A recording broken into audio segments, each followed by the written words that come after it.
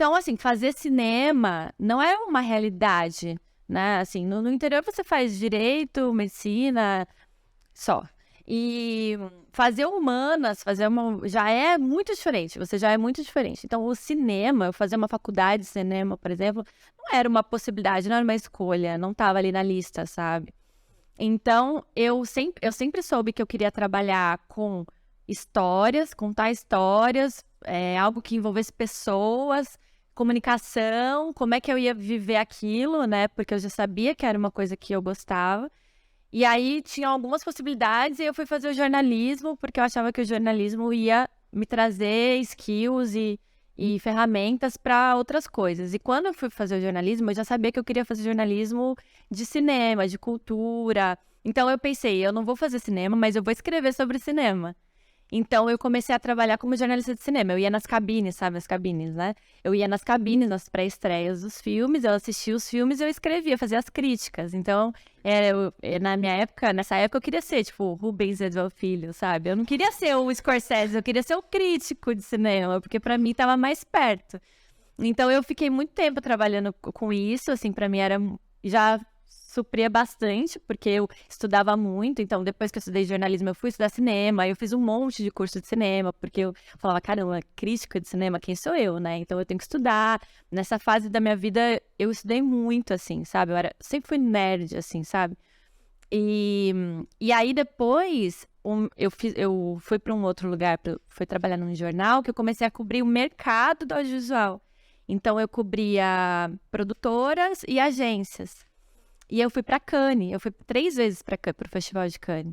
E lá eu cobria a parte de cinema e das produtoras. Então, Que doideira. é, Que legal, hein? então assim, eu tive muito eu aprendi o know-how, assim, como funcionava um set como jornalista.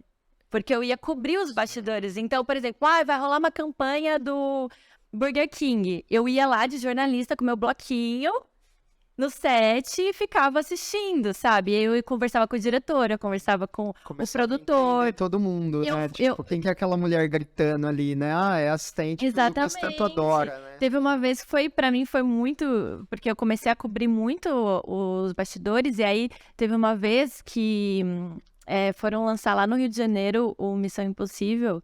E aí eu entrevistei o Tom Cruise, entrevistei o diretor, que eu não lembro quem é o diretor, mas entrevistei o diretor, e aí eu achava incrível, sabe? Eu falava, cara, tá bom isso pra mim, eu já tô aqui dentro, sabe? Então eu já tô vivendo, então era muito legal. E nessa época eu também tive muito contato com as produtoras e com as agências, então eu sabia muito como funcionava. Eu não tive se eu fosse um pouquinho mais esperta, eu teria feito uns networkings, assim. Mas eu sempre me coloquei como jornalista, né? Então eu ia muito séria, né? Assim, eu entrevistava para saber o que as pessoas faziam. E nessa fase da minha vida eu aprendi muito. Então quando eu fui... Aí tá, né? Aí eu era jornalista, corta. E aí eu queria muito...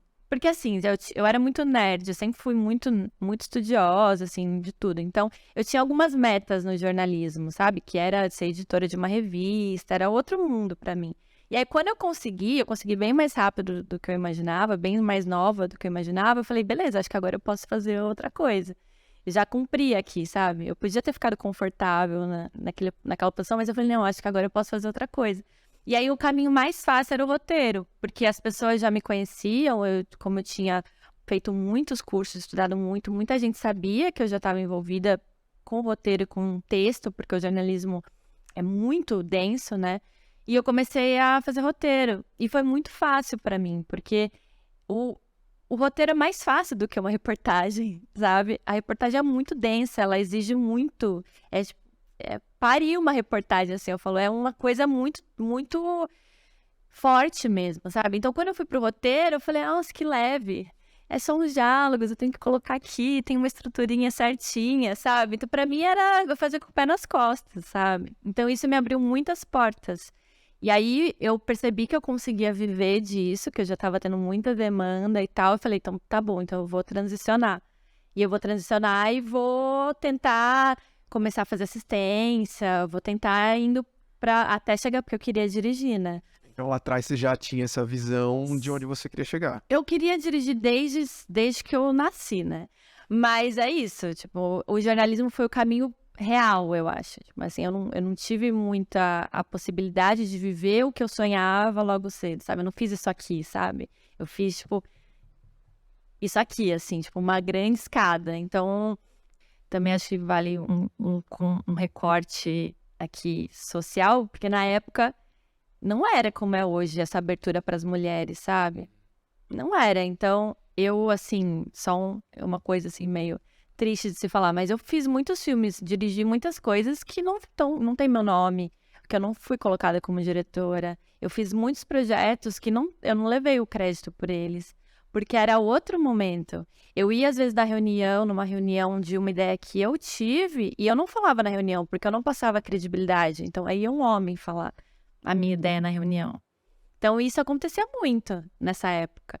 E eu comecei a achar normal. Ah, tá, é real, né? Eu não posso mesmo. Tipo, putz, não dá, né? Então, eu tinha uma ideia, eu desenvolvi um projeto, eu pensava em algo e outra pessoa executava, outra pessoa levava aquele crédito, outra pessoa ficava ali na linha de frente, em evidência e tal. Então, esse começo foi bem complexo. Eu fiz muita AD, que na verdade era direção. Então, mas assim, eu acho que foi essencial para minha vida, porque também me tirou muito talvez de um ego, que eu acho que eu poderia ter. Então, foi uma época que foi tipo, minha filha, não tem espaço para você, sabe? Tipo, não vai acontecer. Então, isso me deixou muito, eu vou fazer um filme porque eu gosto, eu vou fazer o trabalho porque eu amo. Não importa se eu vou ser diretora, se eu vou ser AD, se eu vou ser qualquer coisa, sabe? Então, acho que isso foi importante para me dar também sensibilidade eu acho, de entender que eu sou só mais uma ali, sabe? Então, eu acho que tudo foi importante, sabe? Parece bem pesado, foi pesado, sem contar outras questões, né? De assédio e tudo mais, que isso, né? Nem precisa falar. Mas eu acho que também foi importante para me trazer uma maturidade de entender que não é sobre mim, sabe? Que eu acho que eu vejo muita gente, muito diretor, que quer ser diretor para ter a cadeira do diretor, sabe? Para falar que é o diretor, para falar que dirigiu. Tipo, ele nem gosta tanto daquilo, sabe? Talvez ele goste bem mais de filmar, de fazer a fotografia, mas ele acha que ele tem que ser o diretor, porque o diretor é a pessoa ali que tá acima. Ou ele, sei lá, tem muito mais skill para ser um produtor, mas ele acha que ele tem que ser. Então, eu acho que esse achar que tem que ser... Esses dias, semana passada, eu tava conversando com um amigo meu, que ele tava querendo... Ele falou, todo mundo me pressiona para eu ser diretor. Ele é diretor de fotografia. Todo mundo fala que eu tenho que ser diretor. E eu falei, não, sabe? Você não tem... Por que as pessoas falam isso? Ah, porque, né, para eu crescer, porque, tipo, é um caminho... Não é um caminho natural. Você pode ser o melhor diretor de fotografia do mundo. Feliz. Tipo, você não precisa, sabe? Se você tem... E ele claramente é um diretor de fotografia muito talentoso. E talvez ele não seja um diretor muito talentoso. Porque ele é mais retraído, porque ele tem outras skills, sabe? Porque talvez ele ali na linha de comando, ele não tem nem paciência, sabe? De ficar ali, de fazer o que não é legal também. Muita coisa que a gente faz na direção, sabe? Tem que gostar mesmo. E, pô, na fotografia eu sinto que ele brilha, sabe? Que ele tá feliz. Então, assim, por quê? Tipo, é um caminho natural? Quem falou, sabe? É melhor? Quem falou, né? Eu tenho uma amiga, por exemplo, que ela fala, cara, eu quero ser AD pra sempre, é onde eu me encontro. Eu sou metódica, eu sou organizada, tipo, eu gosto de fazer a coisa acontecer. Eu falo, cara, é isso, entendeu? E ninguém tem que falar que é menor. Tipo, inclusive, eu acho que tem muito diretor que jamais seria diretor se não fosse um AD do lado, sabe? Não conseguiria levantar um dedo sem um AD. Mas eu acho que é muito da nossa área também, né? Tem um pouco disso, né?